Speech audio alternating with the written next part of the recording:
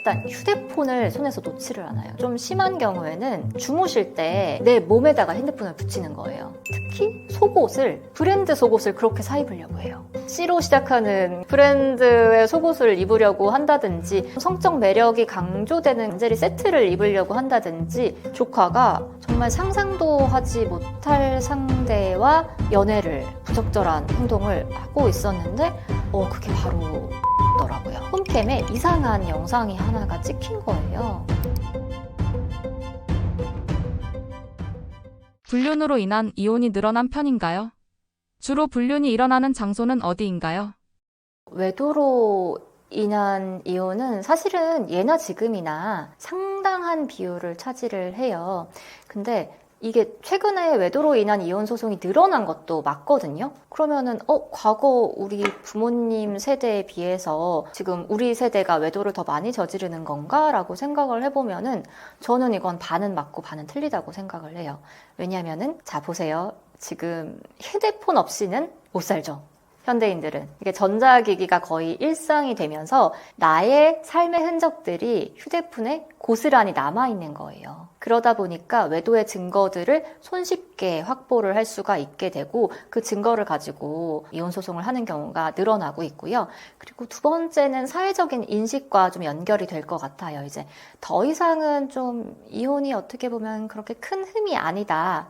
라고 취급하는 문화가 있기 때문에 내가 너무 못 살겠다. 이 배우자의 외도를 더 이상 참을 수가 없다라고 하시는 분들이 좀 늘어나는 것 같아요. 그리고 마지막으로는 이거는 제 생각인데요. 최근에는 이게 트렌드가 배우자가 외도를 저지르는 것 같다는 심증이 생기잖아요. 그러니까 물증 말고 뭔가 정황을 발견을 했어요. 그러면은 내가 이거를 그대로 배우자한테 가가지고 추궁을 하거나 따지기보다는 조용하게 소송을 준비하시는 분들이 많아졌어요. 그렇게 되면요, 이 상황이 다른 게 그냥 바로 이거를 알자마자 따지면은 배우자는 숨깁니다. 그리고 다 지워버려요. 은닉을 해버려요. 근데 그게 아니고 조용하게 소송을 준비를 하다 보면은 외도로 인한 이혼 소송에서 뭔가 성공을 할 확률이 훨씬 높아지는 거죠. 그래서 이게 늘어난 것도 맞지만 사실은 예전에도 있던 사건들이 뭔가 수면 위로 드러나면서 이런 외도로 인한 이혼 사건도 늘어난 게 아닌가 이렇게 생각을 하고 있습니다. 사실 뭐 남녀가 있는 곳이라고 하면은 온라인, 오프라인을 가리지 않고 어디든 뭐 불륜의 장소가 될 수 있겠죠. 근데 뭐 전통적인 뭐 어떤 사내 불륜이나 그런 곳들은 당연히 이제 예나 지금이나 뭐 외도 사건이 많이 발생을 하고 있고, 최근 외도가 발생하고 있는 곳으로 좀 꼽아보면은 좀 몸으로 많이 부딪힐 수 있는 운동 동호회가 좀 늘어난 것 같아요.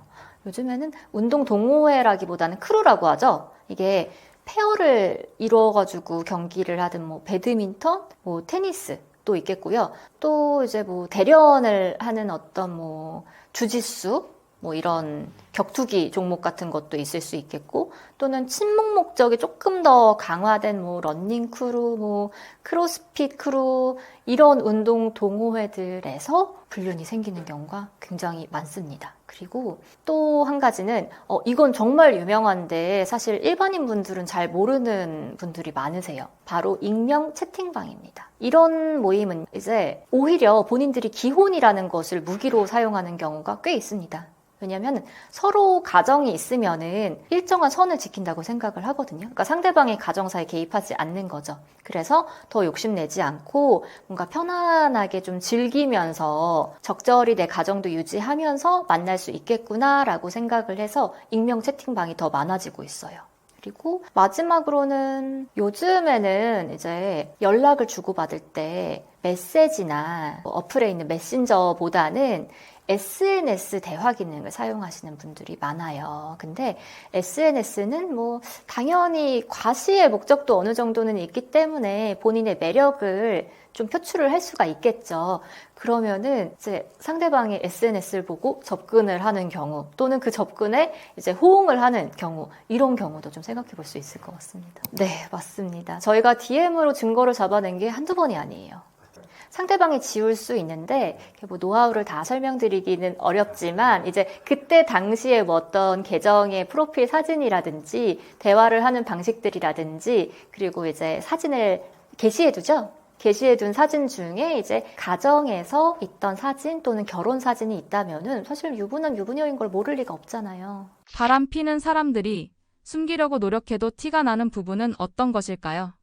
바람 피시는 분들의 특징을 좀 여러 가지로 한번 생각을 해봤는데요. 일단은 절대적인 거는 일단 휴대폰을 손에서 놓지를 않아요. 그냥 거의 휴대폰과 한 몸이 된다고 생각을 하시면 될 것 같아요. 좀 심한 경우에는 주무실 때 이제 내 몸에다가 핸드폰을 붙이는 거예요. 왜냐면은 이렇게 그냥 옷에다가 놔두면 느끼지 못할 수도 있잖아요. 누군가 빼갔을 때. 그러니까 이거를 그냥 피부에다가 붙여버리는 거예요. 등 뒤에 놓는다든지, 목 뒤에다가 이제 붙여놓는다든지 하면은 내가 자고 있는 중에 배우자가 내 핸드폰을 보려고 했을 때 바로 잠에서 깰 수가 있으니까요. 그래서 휴대폰 사용이 증가한다는 게 가장 첫 번째 어떤 징후가 될 수 있겠고요. 그리고 두 번째는 쉽게 짜증을 내요. 너무 쉽게 짜증을 내버리고 또 시비를 겁니다. 제가 생각을 해보니까 내 마음은 지금 그 어떤 다른 이성을 향해 있는데 내 현실은 지금 집에 갇혀 있는 거잖아요. 갇혀 있고 어떻게 보면 원하지 않는 배우자와 뭐 이런 상황들이 있으니까 그냥 짜증이 나는 거예요. 근데 그거를 참을 수도 없는 거예요.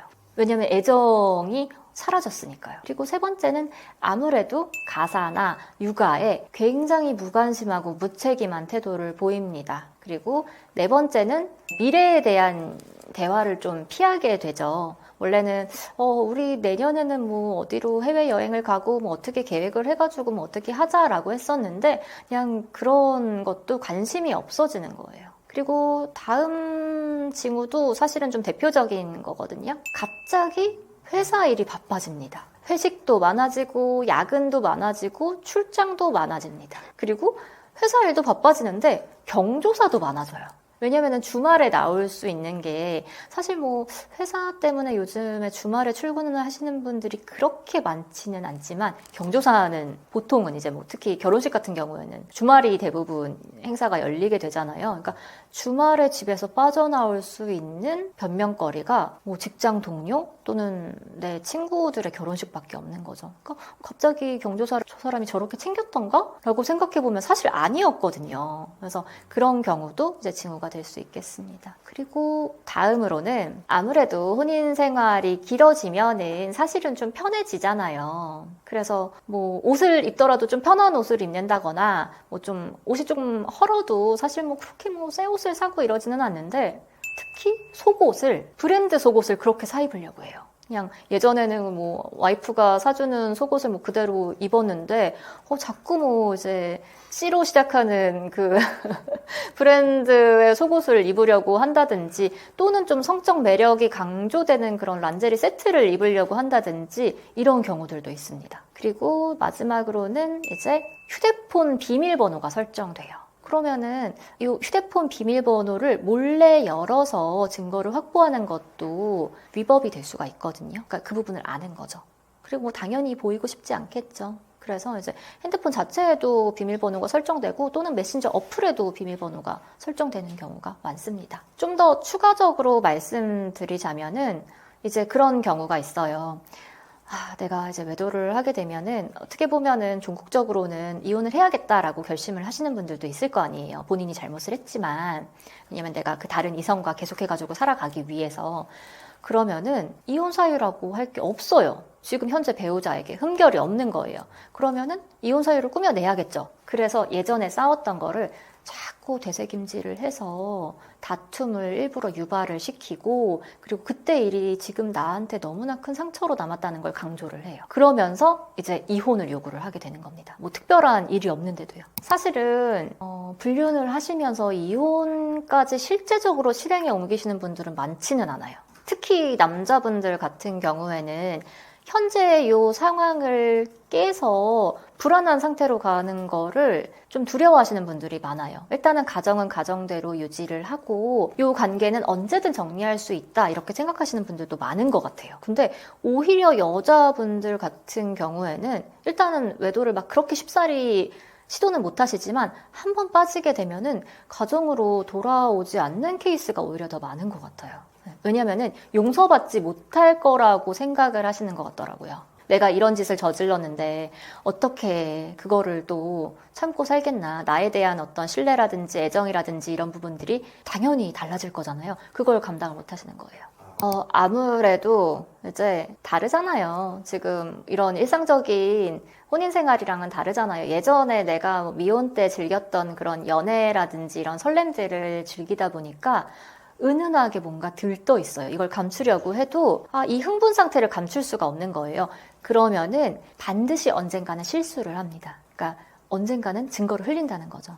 그럼 그거를 확보를 하게 되면은 알 수밖에 없어요. 맞아요. 엄마가 뭐 이제 통금이 있으니까 일찍 들어오라고 한다든지 뭐 외출을 금지한다든지 그러면 나는 지금 달려가서 만나고 싶은데 나를 가로막는 이 방해물이 짜증이 나는 거죠. 주로 결정적인 증거로 활용되는 것은 어떤 것일까요?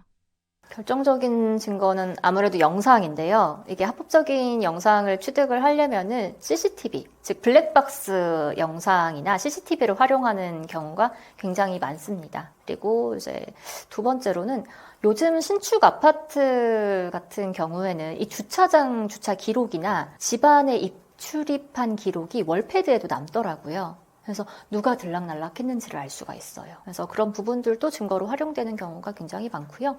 그리고 당연히 연락을 해야겠죠. 어떻게든. 그렇기 때문에 메신저, 메시지 기록에 남아있는 경우가 많고요. 이거를 피하기 위해서 당근이나 뭐 이런 다른 어플들에 있는 대화 기능을 좀 대체로 활용하시는 경우들도 있어요. 제가 사실은 좀 그런 코칭을 해드리는 거를 보면은 전략으로 그러니까 저는 저한테 안 하셔도 된다. 다른 이혼 변호사님이랑 소송을 실제로 수행을 하셔도 되고 나중에 하셔도 된다. 근데 지금 제가 필요한 부분을 해드릴 수 있는 거는 이제 증거 확보 방법 그리고 행동 코칭 이 부분이거든요. 이혼 전문 변호사로서 경험한 가장 충격적인 불륜 사례는 무엇인가요?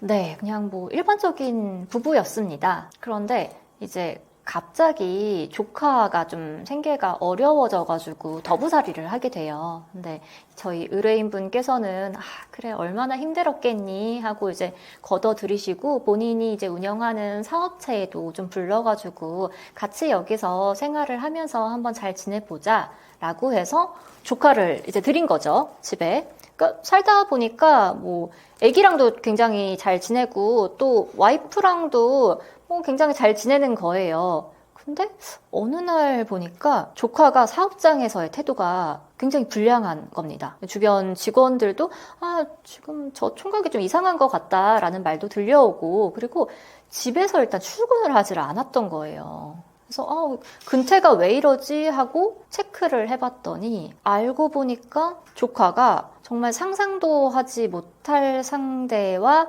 연애를 부적절한 행동을 하고 있었는데 그게 바로 와이프더라고요. 네, 처음에는 믿지 않았죠. 당연히 믿지 않았는데 너무나 뚜렷한 그런 관계의 흔적들이 집 안에 남아져 있고 그리고 나와는 부부관계를 하지 않은 게 확실하니까 이거를 더 어떻게 상상하기가 어려우셨던 거죠. 그래서 어떻게 증거를 좀 확보를 하다 보니까 두 사람이 관계를 맺었던 게 맞았어요.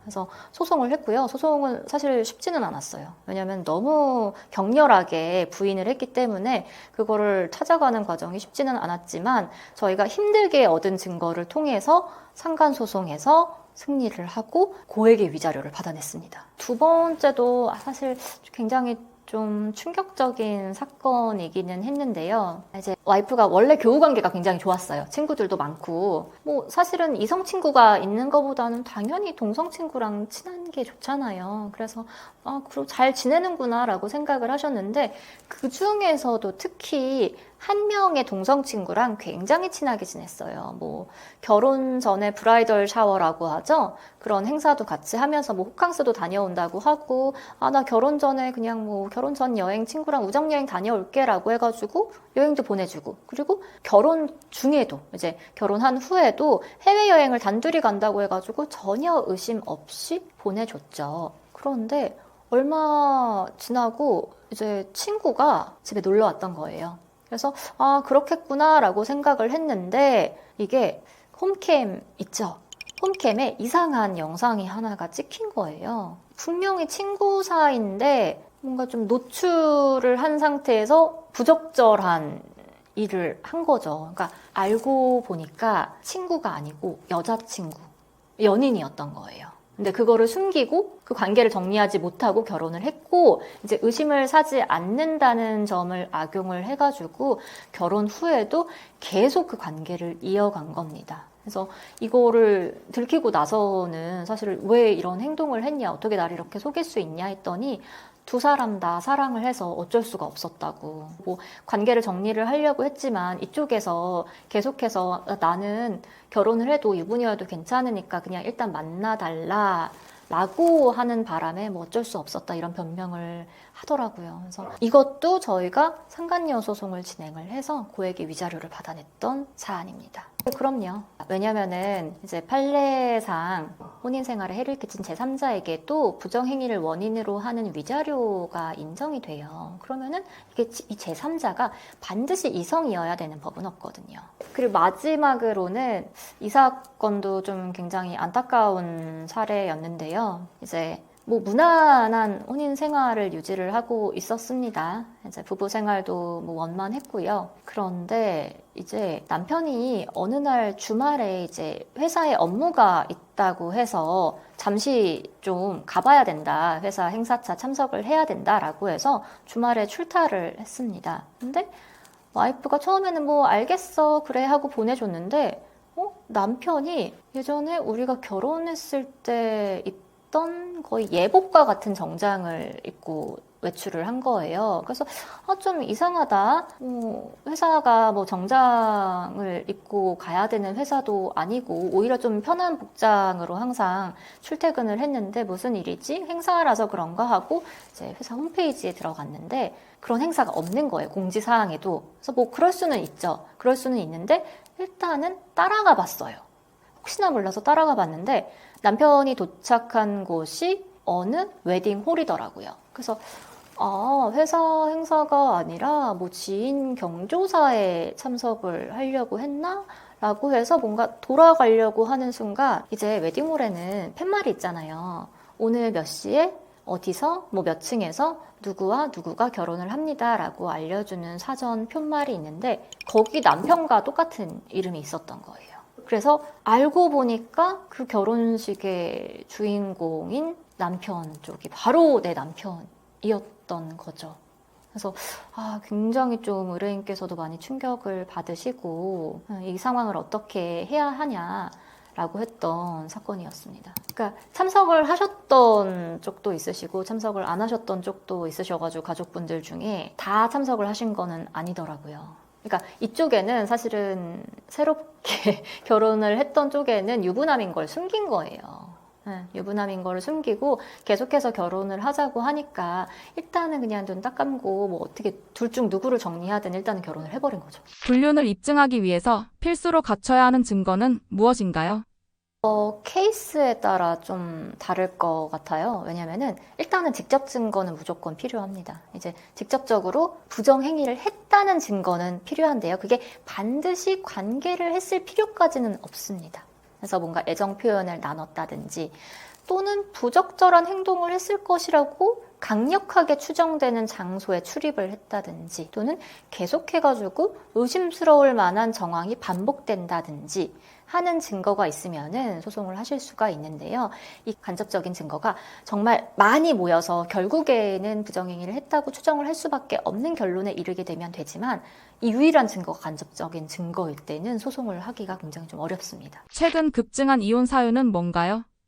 이건 뭐 사실은 전통적인 이혼의 원인이기도 하죠. 최근까지도 계속해가지고 이어지고 있고요. 이 외도가 정말 이혼 사유 중에 상당 부분을 차지합니다. 그 다음에 최근에 급등한 이혼 사유라고 하면은 성격 차이가 있는데요. 이건 좀 사실은 세밀하게 원인을 들여다봐야 돼요. 왜냐면은 상대방이 만약에 뭐 갑자기 결혼 생활 중에 회사 문제로 일이 바빠지고 뭐 갑자기 프로젝트가 생겨가지고 야근을 하고 출장을 가고 이렇게 되면은 원래 우리가 정해놨던 그 집안일의 업무 분장 같은 게 지켜지기가 좀 굉장히 힘들잖아요.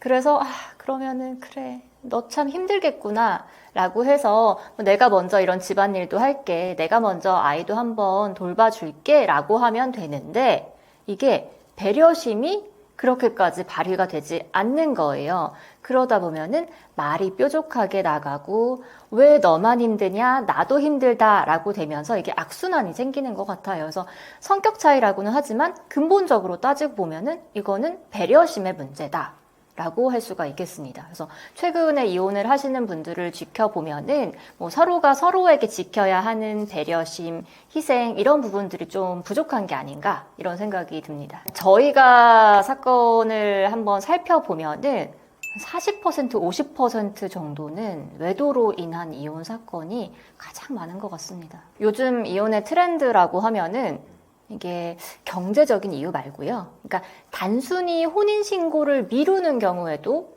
사실혼에 해당하거든요. 이 사실혼 상태에 계시는 부부들이 이혼하는 경우가 많아요.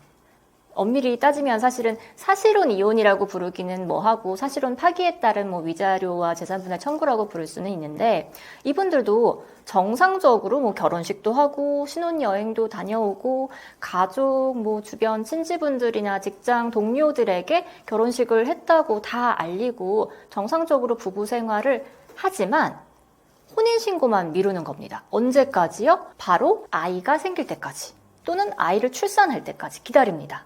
왜냐면은 요즘에는 이게 사회적인 인식이 좀 변화해서 더 이상 이혼이 흠이 아니잖아요. 그러다 보니까 나 결혼해서 바로 혼인신고 해야지 라고 말해도 주변에서 보면 너 혼인신고 하지 마. 일단은 좀 살아봐. 살아보고 혹시 좀 이상한 것 같으면은 바로 돌아오면 되니까 일단 혼인신고는 하지 말고 기다려봐 라고 하는 경우가 너무 많은 거예요. 그래서 이제 일단 살아보고 안 맞으면은 갈라서겠다. 얼른 이거를 정리를 해가지고 새 인생을 살겠다. 이런 사람들이 많아져서 쉽게 갈등이 생겼을 때 이거를 극복하지 못하고 그냥 우리 그만 살자라고 동거 의무가 종료되고 또 이제 나 못 살겠다고 통보를 하게 되면 이거는 사실혼이 끝나게 되는 거거든요. 그러니까 쉽게 이렇게 혼인 생활이 끝나게 되는 거죠. 이거는 뭐 통계에도 잡히지 않습니다, 사실. 왜냐면 법률혼이 아니니까요. 그리고 두 번째로는 젊은 부부들의 신혼 이혼, 단기 혼인 파탄이라고 부르는데요. 이런 경우도 요즘 들어서 굉장히 많이 늘어나고 있어요. 사실 이 경우는 사실혼 이혼과는 좀 양상이 달라요. 최근에 보면은 이제 결혼을 많이 증진하는 차원에서 정부 정책상 신혼 부부에게 뭐 특별 공급 청약이라든지 뭐 또는 혼인 신고한 지 얼마 안 됐을 때는 어떤 대출도 더 잘 내준다든지 뭐 결혼식 비용을 위해서 대출을 내주는 경우도 있기도 하고요. 그래서 이러한 경제적인 혜택을 보기 위해서 혼인신고를 먼저 하시는 경우가 굉장히 늘어나고 있어요. 그러면은 사실은 뭐 부동산을 매수하고 또 뭐 청약에 당첨되고 이런 것들의 타이밍을 내가 정할 수는 없는 거잖아요. 그러다 보니까 원래 하려고 하셨던 결혼 시기라고 하더라도 이 시기를 좀 앞당기거나 또는 이제 혼인신고부터 먼저 해버리는 거죠. 그러면은 이렇게 서둘러서 결혼을 하다 보면은 아무래도 서로 간에 그 결혼에 대한 본질적인 고찰이나 이 사람과 결혼을 했을 때 어떠할까라는 깊은 고민을 하지 않은 채 그냥 경제적인 이유로 결혼을 시작해버리시는 분들이 많기 때문에 뭔가 갈등이 생겼을 때도 그냥 그만해야겠다라고 생각하시는 경우가 더 많아지는 것 같아요.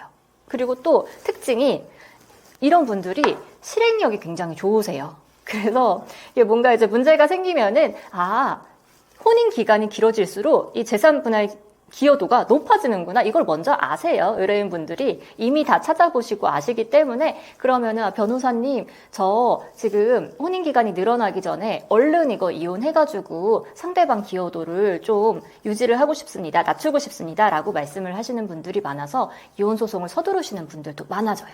그러다 보니까 이제 혼인 신고한 지 얼마 되지 않아서 뭐 몇 개월 지나지 않아서 이혼 소송을 하시는 분들이 많아지는 거죠. 제 생각에는 그렇습니다. 왜냐면은 사실 우리나라 사회에서는 전통적으로 결혼을 했다고 하면 가장 먼저 생각하는 게 결혼식이잖아요. 그런데 결혼식만 하고 혼인신고를 하지 않은 상태에서 바로 이제 이혼을 하거나 또는 이제 사실혼 관계를 끝내거나 하는 경우가 너무 많아져 버리는 거죠. 이혼 후 벌어지는 현실은 어떤가요? 모두가 인간적으로는 불완전한 존재잖아요. 그래서 상대방을 봤을 때 물론 이 사람의 장점도 너무 좋아요. 연애를 할 때는 사실 다 좋아 보이기도 하니까요. 그런데 좀 가장 중요하게 생각을 해야 되는 거는 내가 이 사람의 단점도 수용할 수 있는지 여부거든요. 그러면은 쉽게 말해서 이제 혼인 생활을 유지하는 게 나의 가치관 그리고 상대방의 장단점과 관련이 있는 건데, 예를 들어서 배우자가 한번 실수를 했어요. 하지만 지금 내 부모 그리고 이제 내 자녀들까지 뭐 어떤 남편의 그런 경제적인 능력에 좀 의존을 하고 있고, 내가 현재 지금 가지고 있는 이 경제적인 평온 상태를 깨고 싶지가 않다라고 하면은 내 가치관에 따라서 이혼을 안 하는 경우도 있는 거죠. 그러니까 이혼 후에 행복할지 또는 어떨지는 본인이 선택하기 나름인 것 같아요. 그리고 또 아무래도 자녀가 있는 가정에서는 부부가 주 양육자가 되기도 하지만 요즘에 어떻게 애기 혼자 키우겠어요. 사실 양가 부모님 그리고 내 형제 자매들도 보조 양육자로, 즉 서포터로 활동해주는 경우가 되게 많거든요. 그러면 여기서 이혼을 하게 되면은 한쪽의 서포터를 다 잃는 거잖아요.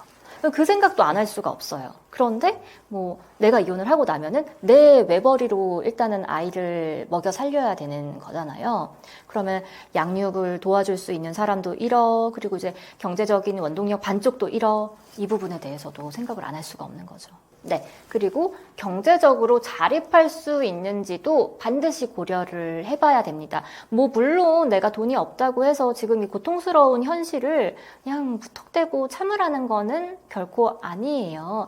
하지만 이혼을 준비를 할 거면은 미리 이 능력, 경제적인 상황에 대해서 고려를 해보는 거죠. 내가 어떻게 뭐 취업을 하겠다, 뭐 남편의 어떤 경제적인 능력에 의존을 했었는데, 내가 이혼을 하면은 이러이러한 일을 해서 이러이러하게 돈을 벌어야겠다, 또는 친정 부모님에게 뭐 도움이라도 받아야겠다라고 먼저 좀 생각을 하시고 계획도 세우시고 주변과 그게 의논을 하는 게 중요합니다. 내가 지금 당장은 사실은 이혼만 하면은 자유로워질 수 있다고 생각을 하시거든요. 그러니까 이 갈등 상황을 이제 피할 수 있다고 생각을 하시는 거예요. 근데 의뢰인분들이 하시는 말씀이 이제 이혼 절차가 모두 다 끝나고 뭐 안부를 주고받는 과정에서 하시는 말씀이 생각보다 이 외로움을 견디기가 좀 힘드신 것 같아요. 그러니까 이혼 전에는 뭐 감정의 롤러코스터를 타잖아요. 저 사람만 없으면 내가 살 것 같다. 나 지금 저 사람과 함께 해서 진짜 죽을 것 같다라는 생각까지 하시는데, 이게 갈등이 다 지나고 감정이 좀 어느 정도 가라앉고 나면은 이제 그제서야 현실이 보이시는 거예요. 특히 이제 뭐 직업에 따라 다르시겠죠. 본인이 속한 어떤 집단이나 그런 부분들이 가족 위주의 문화이거나, 그러니까 개인의 삶보다는 또 함께하는 삶에서 행복을 찾으시는 분들이 많잖아요. 그런 분위기라고 하면은 오히려 더 좀 소외감을 느끼실 수가 있는 거예요. 그래서 그러니까 종합적으로 나의 가치관 그리고 내가 속해 있는 어떤 그 집단의 어떤 부분들, 그렇게 종합적으로 좀 고려를 해보셔야 될 것 같아요. 이게 이혼하기 전에는 사실은 모두가 내가 결혼하기 전의 상태로 돌아갈 수 있다고 생각을 하세요. 그러니까 완벽하게 싱글이었던 상태로 돌아갈 수 있다고 생각을 하시는 거예요. 이 결혼 생활은 다 지워버리고. 그런데 그렇지가 않잖아요. 왜냐면은 생각보다 이혼을 하시고 난 다음에 재혼을 하시려는 분들이 많거든요. 그러면은 아무래도 재혼에 적합한 그런 사람들은 다 이제 결혼을 하시거나 또는 이제 뭐 결혼 시장에 많이 나오지 않을 가능성이 높잖아요. 그러면은 이때 본인이 생각을 한 거와 현실이 다르기 때문에 충격을 받으시는 거죠. 그래서 완벽하게 결혼 전 상태로 돌아간 뭐 싱글에서 내가 이제 뭐 연인도 만나고 뭐 또는 이제 뭐 다시 새 가정도 이루고 이렇게 생각을 하시지만 그게 또 현실이 아니거든요.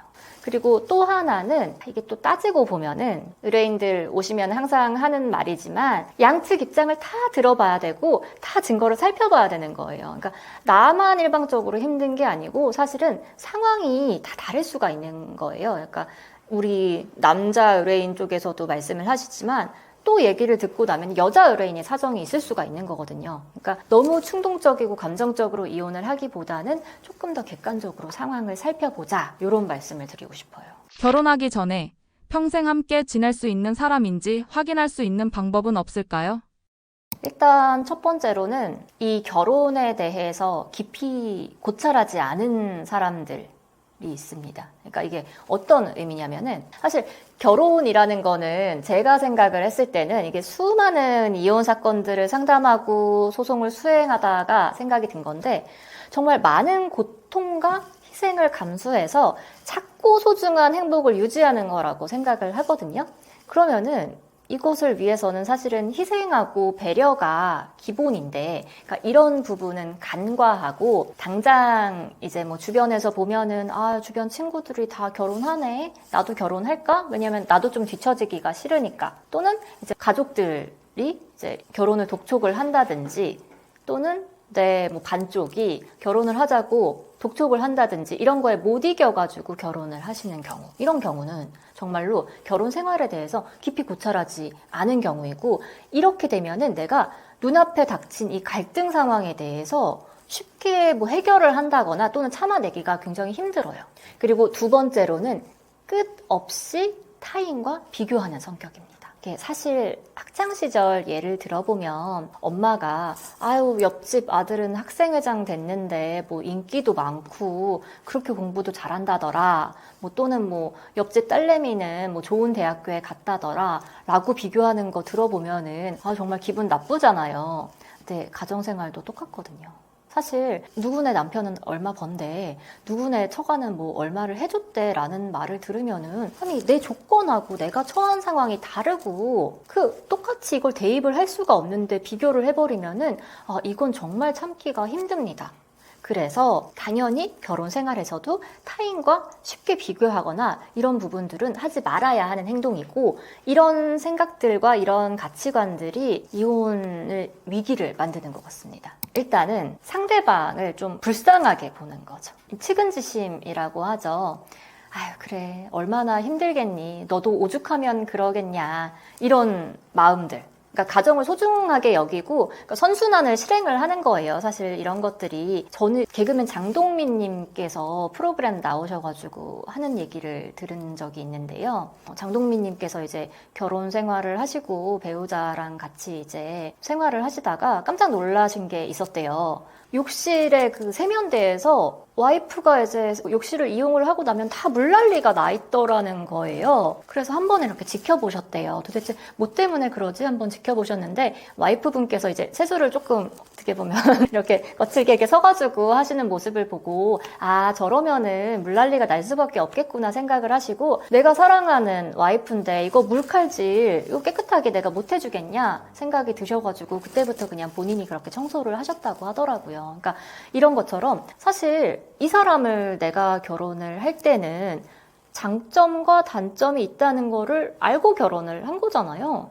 그러면은 못난 부분이 좀 보여도 그래, 그런 모습도 있지만 이런 모습도 있으니까 내가 결혼을 한 거지, 내가 사랑을 하는 거지 라고 생각을 하시거나, 아니면은 그래, 이 사람은 이게 부족하지만 나는 이게 부족하니까 서로가 서로를 참아주는 거지 라고 생각을 하면은 이게 희생이나 배려가 선순환이 되거든요. 근데 이거 조금 부족하다라고 해가지고 비난을 하고 존중하지 않고 배려하지 않으면은 이거는 좀 결혼 생활이 좀 크게 힘들어지는 것 같습니다. 이런 사람과 결혼하면 무조건 고생한다. 어떤 사람일까요? 일단 두 가지로 생각해 볼 수 있을 것 같습니다. 첫째는 과소비하는 사람이요. 이게 과소비라는 거는 당연히 상대적인 거죠. 본인 소득 기준이나 또는 자산 상태에 따라서 달라지는 거니까요. 그런데 이 과소비가 만약에 본인이 능력이 되면 아무런 문제가 없죠. 근데 요즘에는 보면은 내가 지금 남보다 뭔가 더 꿀리지 않기 위해서 과도하게 뭐 사치를 한다거나 뭐 허영을 부린다거나 이런 분들이 너무 많아요. 그럼 이거는 나만 문제가 아니고 부부가 어찌됐든 간에 경제 공동체이기 때문에 이게 전체적인 부부 공동재산이 손실이 일어나는 거거든요. 이런 모습들은 사실은 어떻게 보면은 공동의 재산을 형성하고 유지하고 증식하는데 굉장히 커다란 장애가 되지요. 그리고 두 번째는 타인과 비교하는 사람입니다.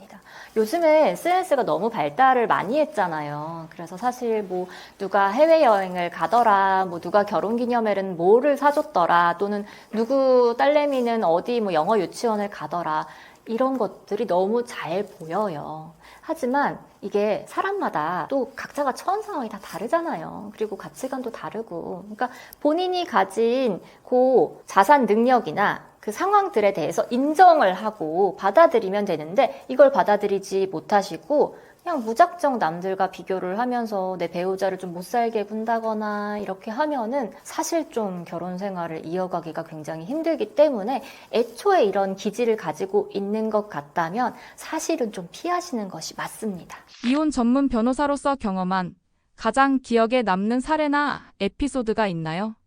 혼인기간이 꽤 되신 부부였습니다. 뭐 거의 20년에 육박할 정도로 혼인기간이 상당했는데요. 사소한 다툼에서 비롯되어서 결국에는 이 갈등을 해결하지 못하고 이혼 소송까지 하게 됐어요. 근데 남편분께서 아내가 그래도 본인이 이제 경제권을 한번 잘 활용을 해보겠다, 알뜰하게 살림을 한번 운영을 해보겠다라고 해가지고 믿고 일임을 한 거예요. 뭐 그래 아무리 전업주부라고 하더라도 내가 이제 경제권을 줘야지 아내도 이런 거에 대해서 자신감을 얻고 잘 생활을 할 수 있겠구나라고 믿으신 거죠.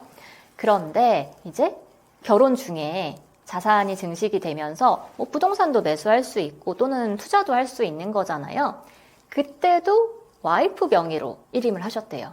왜냐면은 와이프가 계속해가지고 내가 하겠다라고 말을 해가지고 그러면은 했던 사람이 하는 게 맞다라고 해가지고 그냥 믿고 맡겨버린 거예요. 근데 이제 막상 이혼 소송이 시작이 되니까 뭐 계좌 내역이라든지 가지고 있는 모든 자산이 다 오픈이 되거든요. 근데 이걸 오픈해 보니까 그 신혼 초부터 내가 보내줬던 급여가 야금야금 없어진 거예요. 그리고 각종 대출과 또 투자도 굉장히 무리하게 진행을 해서 남아있는 재산이 많지가 않은 상황이었어요. 뭐 물론 당연히 이제 중간중간에 이제 자산을 체크를 하죠. 근데 그때마다 아내가 용의주도하게 거짓말로 모면을 했기 때문에 알 수가 없던 거예요. 그리고 이게 한 가지 문제가 혼인기간이 지금 제가 거의 20년에 육박했다고 했죠.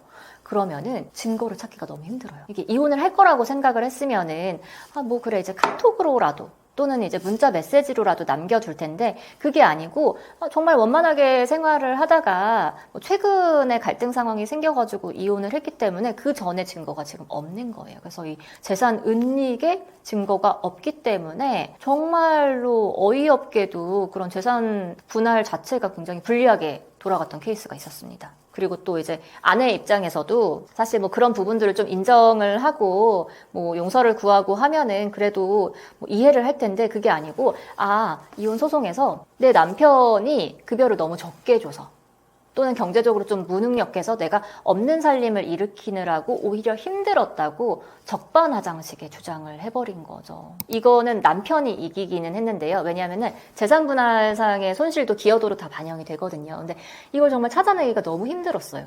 왜냐하면 현금 출금된 거라든지 그리고 그냥 현금으로 왔다 갔다 한 부분들 그리고 이제 투자를 해도 한쪽 명의의 투자를 한다고 하더라도 일상가사 대리권 때문에 이제 부부 공동의 채권이나 채무가 되거든요. 그럼 사실 이걸 오히려 입증하기가 더 어려워지는 거예요. 여자의 이혼 결심, 남자의 이혼 결심에는 어떤 차이가 있을까요?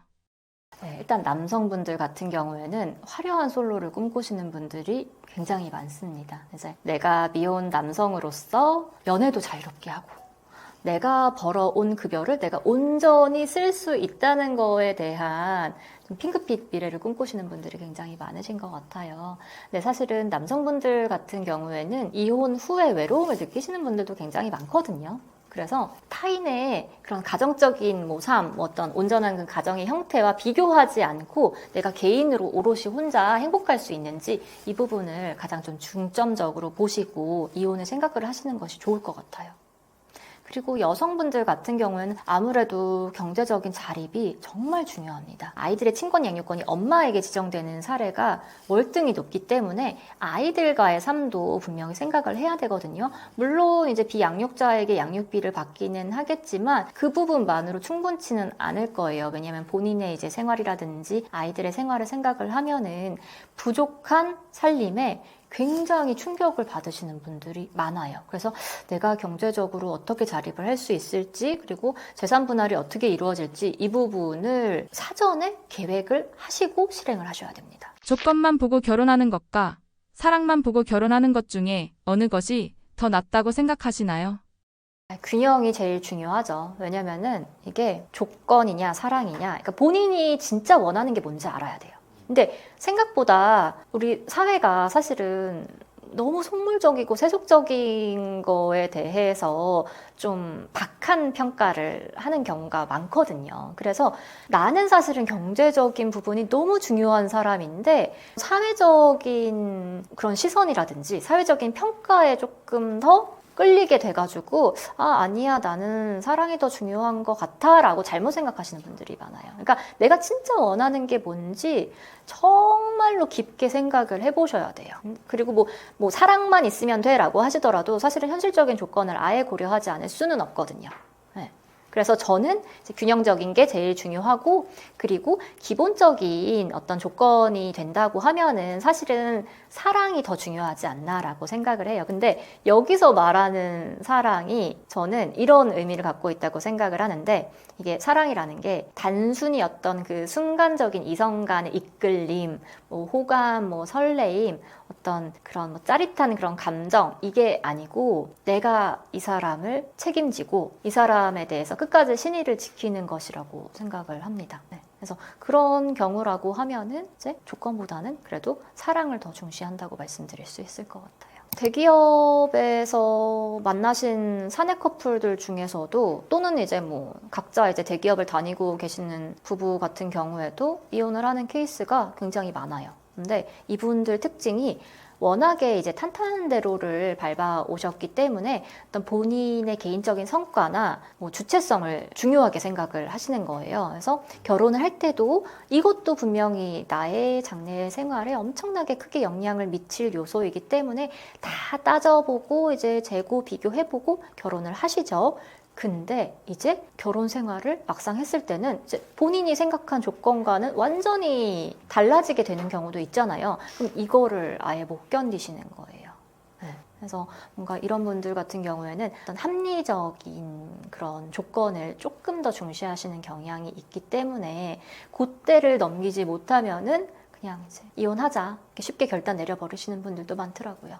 남자의 월 소득이 1,000만 원에 가까울수록 이혼율이 0%에 가깝다는 통계가 있던데 변호사로서 체감하시나요? 제가 체감을 하기에는 여기 추가적인 조건이 하나 더 붙어야 될 것 같아요. 남자가 일단 경제적인 능력이 있는 건 당연한데요.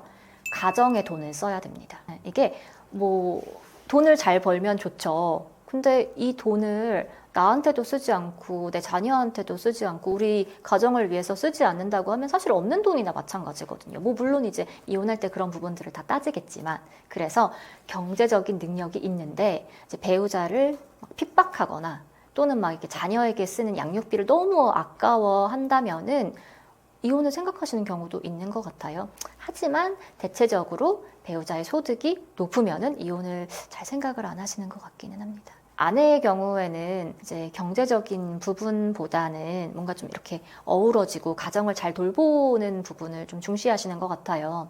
내 부모님도 잘 챙기고, 특히 이제 아이 양육을 정말 잘 해내는 경우에는 갑자기 와이프와 이혼을 한다고 하면은 내 아이를 나 혼자 양육을 하고 교육시키고 또 이제 케어를 하기가 힘들잖아요. 그래서 이런 부분들을 좀 더 중요하게 생각을 하는 것 같아요. 전문 직종의 이혼은 다른 직종과 차이점이 있을까요? 네, 전문직 이혼 같은 경우에는 사실은 오히려 비전문직군보다는 합의를 더 중시하시는 분들이 많습니다.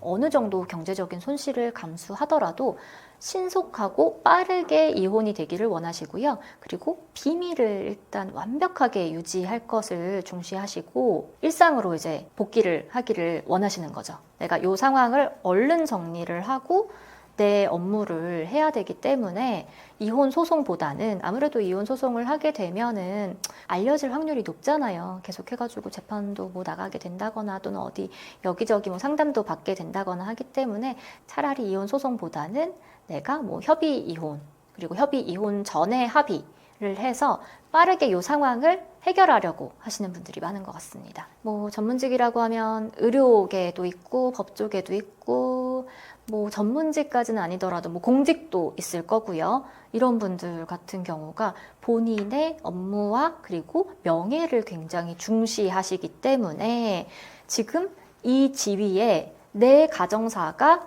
악영향을 끼치는 것을 원치 않으시는 거예요.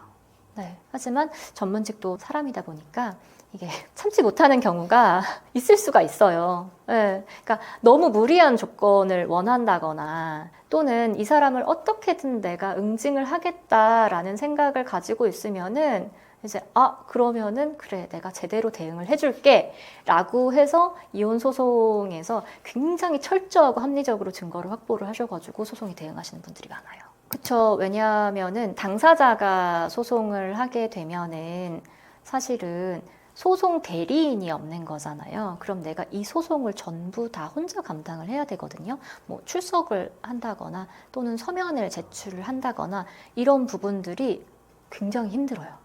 네. 왜냐하면은 뭐 변론에 이제 출석을 했을 때 판사님께서 물어보시거든요. 이 사실관계는 어떻게 됐는지 그리고 향후 변론 계획을 어떻게 가지고 있는지. 그러면은 나는 어떻게 보면은 내 소송을 진행을 하면서도 당사자로서의 감정을 억눌러야 되는데 이 상황을 생각보다 감당을 하기가 너무 힘이 들어요. 분류는 본능이라는 말에 동의하시나요? 일단은 누구에게나 이성적으로 내 매력을 뽐내서 사랑받고 싶고 관심받고 싶은 욕구가 존재하는 거는 당연한 것 같아요. 그런 면에서는 불륜도 본능이라고 할 수 있겠는데요. 사실 이 본능을 억누르는 게 결혼한 배우자에 대한 신의이자 또 책임감이잖아요. 결혼이라는 것 자체가 사실은 계약이에요. 내가 이 사람에 대한 신의를 위반하지 않겠다, 정조 의무를 위반하지 않겠다라는 계약이기 때문에 본능을 당연히 억제해야 되는 거는 너무나도 당연한 의무인 거죠.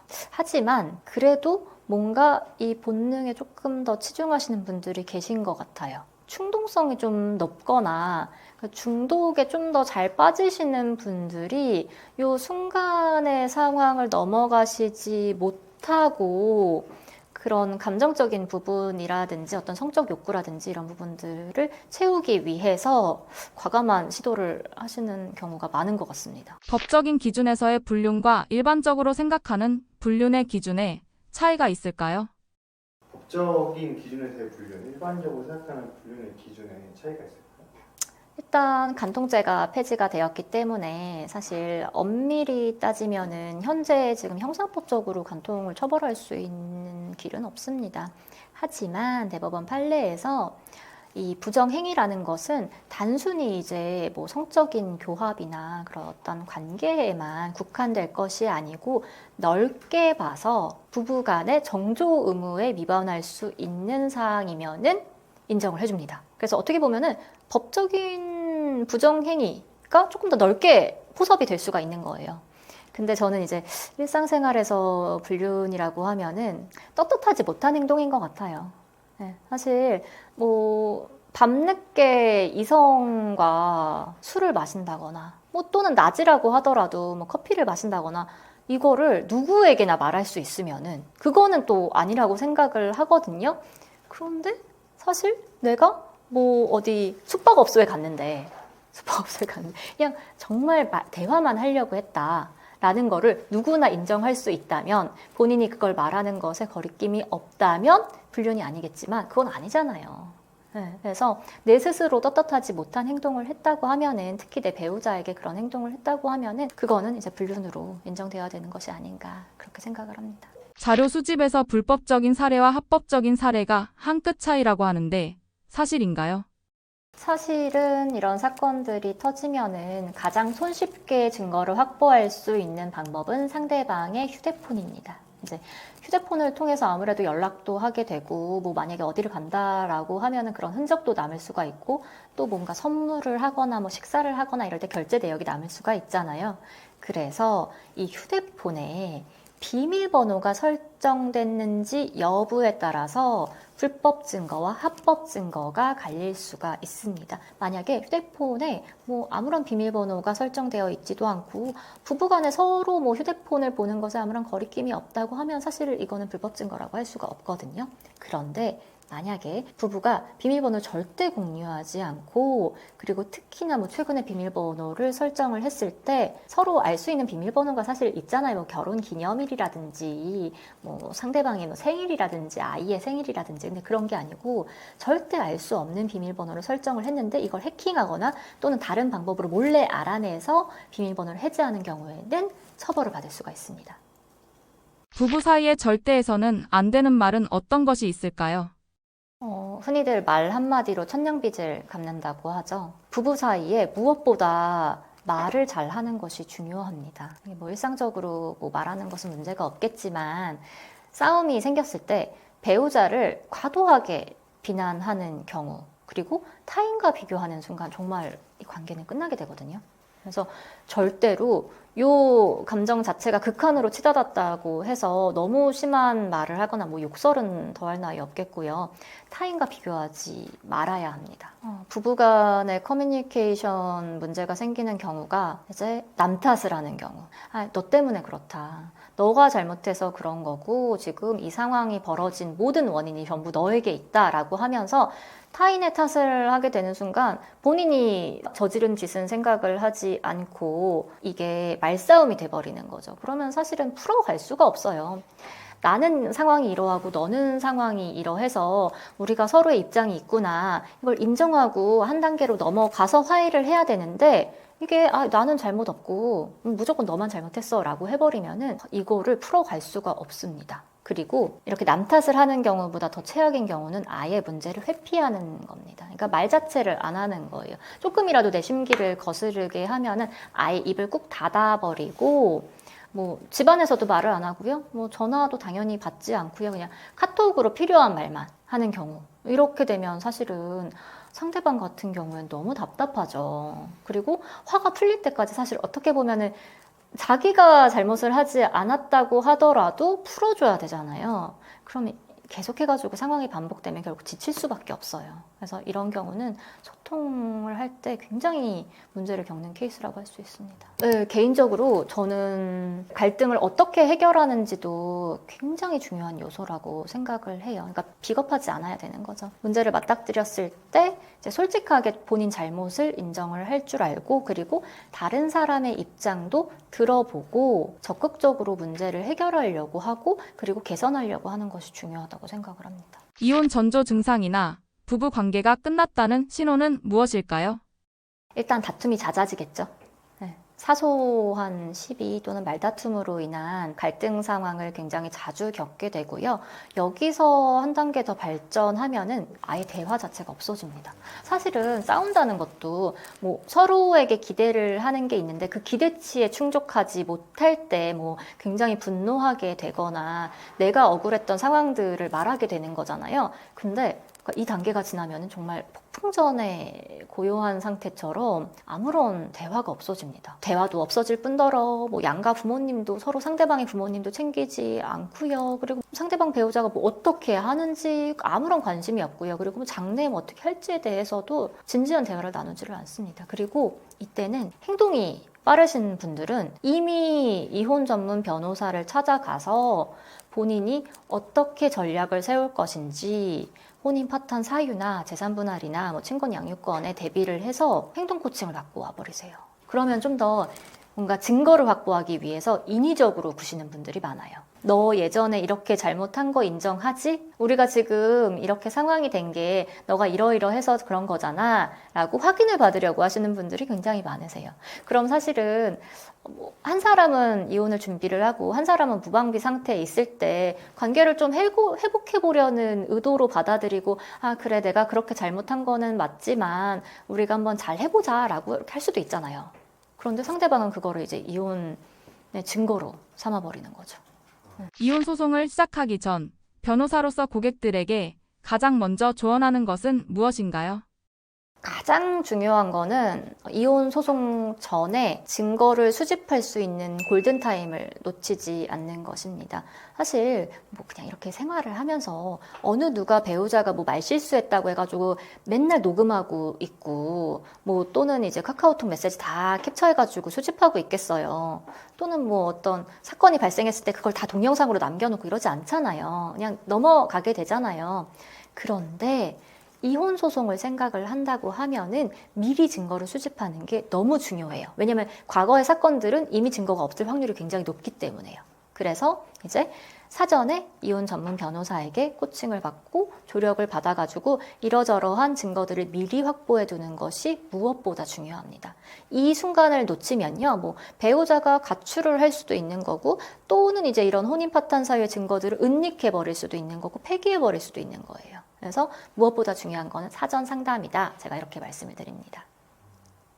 일단 증거가 애매한 경우입니다. 그러니까 본인이 확보할 수 있는 증거를 수집할 수 있는 기간은 이미 도과를 해버렸는데 가지고 있는 증거라는 게 확실하지 않은 어떤 정황적인 부분들, 그리고 간접적인 증거에 불과하다고 하면은 이거는 이혼 소송을 하기에 적합하지 않다고 말씀드릴 수가 있고요. 그리고 경제적인 자립이 불가하신 분들이 있어요. 그러니까 이혼 소송 후에 내가 소득 활동을 하더라도 결코 이제 결혼 생활을 했을 때만큼의 경제 생활을 누릴 수 없는 분들은 반드시 좀 진지하게 고려를 해보라고 말씀을 드려요. 생각보다 이제 궁핍한 생활에 처하게 되면 후회하시는 분들이 굉장히 많더라고요. 의뢰인이 가장 많이 묻는 이혼 관련 질문은 어떤 것들이 있나요? 아무래도 재산 관계겠죠. 이제 재산 분할을 할 때 내가 얼마를 받을 수 있을지, 또는 내가 얼마나 방어를 할 수 있을지를 가장 많이 물어보시고요. 그 다음 구체적인 질문으로서 변호사님, 제가 지금 계좌에 이 돈 빼가면은 되는 건가요? 또는 뭐 어떻게 이거를 좀 부동산 명의를 가족한테 돌리면 되는 건가요? 라고 물어보시는 분들이 굉장히 많으세요. 근데 이게 이혼 소송을 생각을 했다면은 사실 뭐 장래에 이제 하게 되잖아요. 그러면 이제 이혼 소송을 했던 시점, 즉 재산 분할을 은닉한 시점과 얼마 머지 않아서 이혼 소송을 하시는 거예요. 이게 최근 뭐 한 1, 2개월 사이에 이혼 소송을 하실 때의 거래 관계를 반드시 보게 됩니다. 그러니까 이혼 소송 전에 재산을 빼돌리셔도 어차피 다 반영돼요. 재산 은닉으로 확인이 되면은. 그래서 저는 이거는 아무런 소용이 없습니다. 어차피 이혼 소송 직전에 출금하시는 돈도 내가 현존하고 있다고 추정이 되어서 다 재산 분할에 반영이 되시고요. 또는 부동산을 처분하시거나 명의를 이전하시는 경우도 이게 부동산을 매각한 대금이 있을 거 아니에요. 그 대금이 재산 분할 대상으로 반영이 되니까 그런 짓 안 하시는 게 좋다고, 그냥 깔끔하게 가시자고 말씀을 드리기는 하죠. 불륜 당사자들이 온 경우에는 어떻게 대응하는 편이신가요? 일단 불륜 당사자들이 오시면은 일단 공동의 목표 자체는 현재 이제 닥친 이 위자료 청구 소송에 방어를 하시는 거지만 각자가 생각하는 바는 좀 다를 수가 있거든요. 그래서 맞춤 상담을 해드리기는 합니다. 이제 이런 경우가 있을 수가 있어요. 일단은 피고들이 되거든요. 이제 상간 당사자들 같은 경우에는. 근데 현재는 일단은 이 피고로서의 소송 비용이라든지 원고에게 지급해야 되는 위자료는 일방에게 지원을 받을 수가 있잖아요. 어떻게 보면은 예를 들어서 이제 뭐 유부남과 부적절한 일을 저질렀다고 봅시다. 미혼 여성이. 그러면 이 미혼 여성이 지금 당장 그 아내로부터 당한 상간녀 소송의 소송 비용을 남자 쪽으로부터 지원을 받잖아요. 그런 다음에 지원을 받은 다음에 그 지원받은 돈으로 와이프한테 위자료를 다 지급을 해요. 근데 여기서 끝나냐? 그게 아니에요. 그러니까 본인이 어찌됐든 법적으로는 위자료를 다 지급을 한 거잖아요. 그럼 다시 남자 쪽에 지급한 위자료의 절반을 청구를 할 수가 있어요. 그래서 이게 뭐 물론 지금 처한 현실은 뭐 공동으로서 대응을 하시지만 이후의 상황은 달라질 수가 있기 때문에 그런 것들을 각자 좀 맞춤형으로 상담을 해드리고 또 개별적으로 물어보시는 분들도 많으시거든요. 그래서 이러실 수 있다. 이것도 대비를 하셔야 된다. 그리고 이분한테도 이런 상황도 있습니다. 라고 말씀을 드리죠. 그래서 불륜 당사자들이 같이 온다고 하더라도 관계 유지 여부에 따라서 이제 상담의 형식이라든지 방법은 좀 달라지는 것 같습니다. 반반인 것 같아요. 사실 뭐 제가 다 추적을 할 수 있지 않기도 하지만 이게 좀 처절하거든요. 소송이라는 게 정말 인간의 밑바닥까지 끌고 가요. 그래서 협조하는 거는 딱 그 순간뿐이고 나중에는 그냥 진절머리가 나가지고 관계를 끝내시는 분들도 있고요. 오히려 그것 때문에 관계가 더 이제 돈독해져가지고 실제로 뭐 재혼을 하시는 경우도 허다하고요.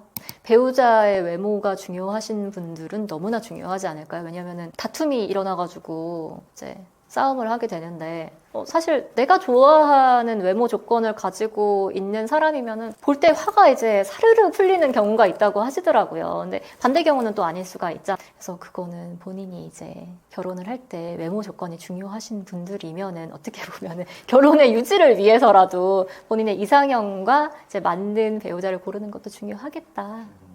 이렇게 말씀드리고 싶습니다. 사실은 뭐 이혼 소송, 특히 이혼 소송 중에서도 배우자의 외도로 고통을 받으시는 분들 같은 경우에는 정말 감정적으로 너무 힘든 시간을 보내시게 되잖아요. 근데 이때 가장 중요한 거는 평정심을 잃지 않는 것입니다. 그리고 저는 의뢰인분들한테도 항상 말씀드리는 게 일단은 절대로 배우자한테 추궁하지 말라고 말을 해요. 뭐 이거는 다른 이제 상간자한테도 마찬가지겠죠. 왜냐면은 이게 지금 골든타임이거든요. 이 골든타임을 놓쳐버리면 증거를 확보하기가 너무나도 어려워집니다. 그리고 최근 대법원 판례 같은 경우에도 사실은 불법적인 방법으로 이혼의 증거 또는 상간의 증거를 확보하는 경우에 이 증거를 인정하지 않는 경우도 늘어나고 있어요. 그러니까 합법적인 방법으로 증거를 확보하시기 위해서는 시기가 너무 중요하기 때문에 일단 내가 지금 소송을 하지 않더라도 주변에 뭐 이혼 전문 변호사나 이런